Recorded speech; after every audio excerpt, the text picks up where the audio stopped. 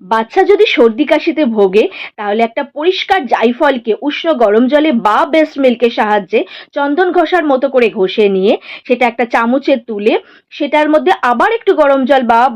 Best milk দিয়ে ভালো করে 1 চামচ মিশ্রণ বানিয়ে নিয়ে সেটা বাচ্চাকে দুবারে খাওয়াতে পারো। এছাড়াও তোমার বাচ্চা যদি 6 মাসের কম হয় তাহলে তার বুকে, পিঠে এবং নাপির চারধারে ভালো করে মালিশ করে ঢাকা দিয়েও রাখতে পারো। বাচ্চা যদি 1 বছরের ওপরে হয় তাহলে 2 থেকে 3 চামচ দেশি ঘি নিয়ে তার মধ্যে 2 থেকে 3টে গোলমরিচ ভালো করে গুঁড়ো করে নিয়ে সেইটা গরম করে যখন ঈষৎ উষ্ণ হবে, খাওয়ার মতো হবে, সেইটা তুমি সারা দিন ধরে বাচ্চাকে বারে বারে খাওয়াতে পারো। বাচ্চা যদি 6 মাসের নিচে হয় তাহলে একটা ফ্রেশ পান পাতার ওপরে ঘি বুলিয়ে সেটা তাওয়াতে গরম করে নিয়ে সেটা যখন নিজের হাতে টেস্ট করে নেবে, বাচ্চার গায়ে দেওয়ার মতো হবে, একদম ঠান্ডা হয়ে আসবে, তখন তার বুকে রেখে দিয়ে তাকে জামা পরিয়ে ঘুম পাড়িয়ে দিতে